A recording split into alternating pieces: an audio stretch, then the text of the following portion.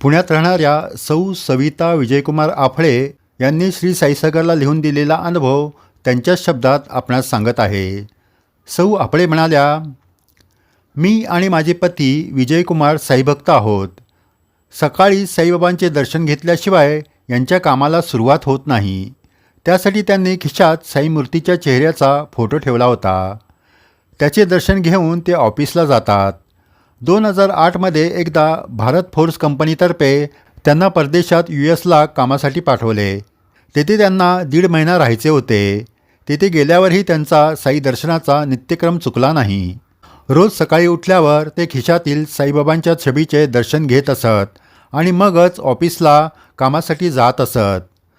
असा रोजचा क्रम चालू असताना एकदा सकाळी त्यांना खिशात फोटोच सापडला नाही.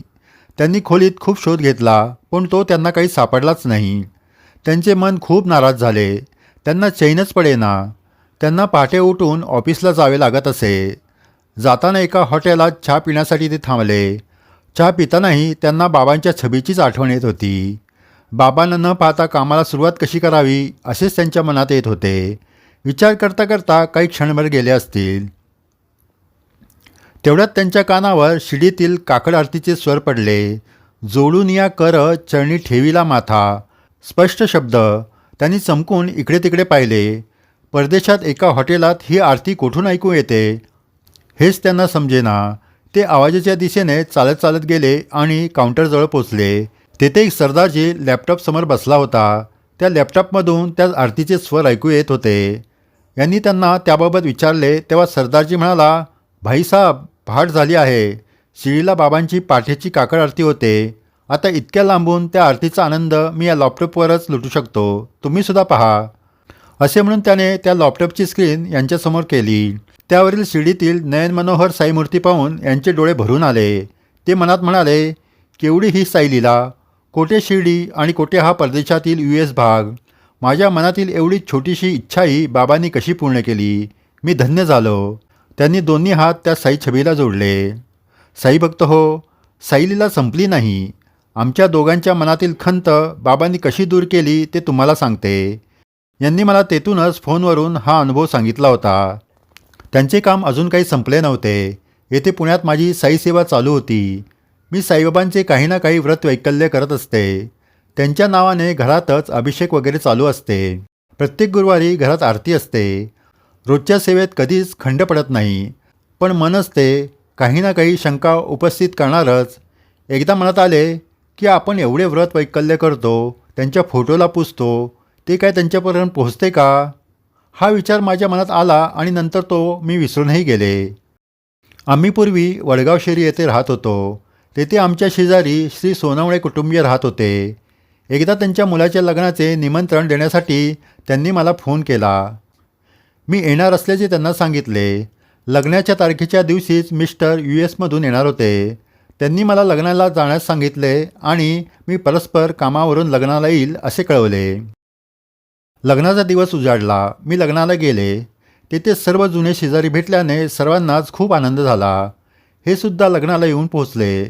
लग्न पार पडल्यावर आम्ही गप्पात रंगून गेलो असताना श्री सोनवणे मला म्हणाले, तुमचे जुने शेजारी यादव तुम्हाला शोधत आहेत.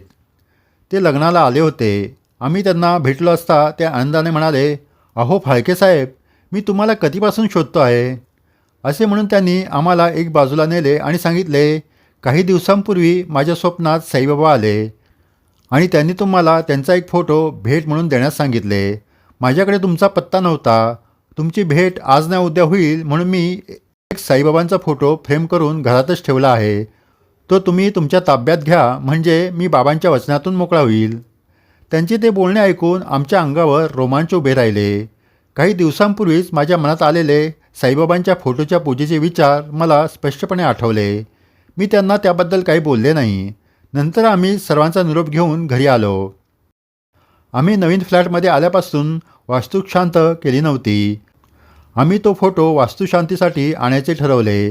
त्याप्रमाणे एक दिवस श्री यादव यांच्या घरी गेलो. त्यांनी आनंदाने कागदात बांधलेला तो फोटो आमच्या स्वाधीन केला.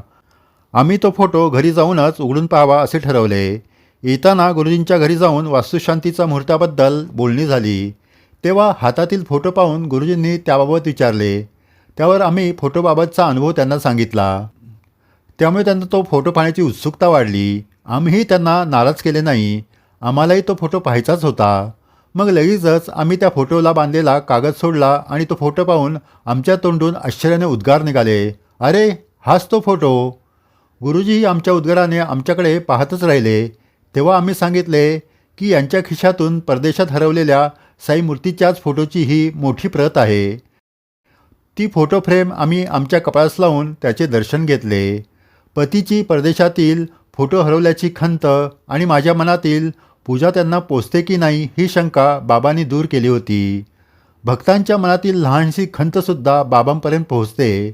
तर आपली रोजची सेवा, आपण घेत असलेले त्यांचे नाम त्यांच्यापर्यंत का बरे पोचणार नाही? माझ्या अनुभवावरून त्यांनी मला हाच धडा दिला. ते सर्व पाहत आहेत. त्यांचे आपल्या विचारांवर लक्ष आहे, हे आपण विसरून चालणार नाही. जय साईराम. श्री साईसागर मराठी चॅनलच्या माध्यमातून श्री साईबाबांचे साई भक्तांना आलेले अनुभव आपल्यापर्यंत पोहोचवले जातात. यामध्ये श्री साईबाबांची दुर्मिळ माहिती, श्री साईंच्या सहवासात राहिलेल्या भक्तांच्या आठवणीसुद्धा आपणास सांगितल्या जातात. श्री साईबाबा देहधारी असताना शिर्डीत घडलेल्या दुर्मिळ घटनांची ही माहिती दिली जाते. श्री साईबाबांच्या संदर्भातील सर्व माहिती देणारे हे चॅनल आपण सबस्क्राईब केले नसेल तर जरूर करावे आणि सर्व साई भक्तांना व्हिडिओ शेअर करावेत. जय साईराम.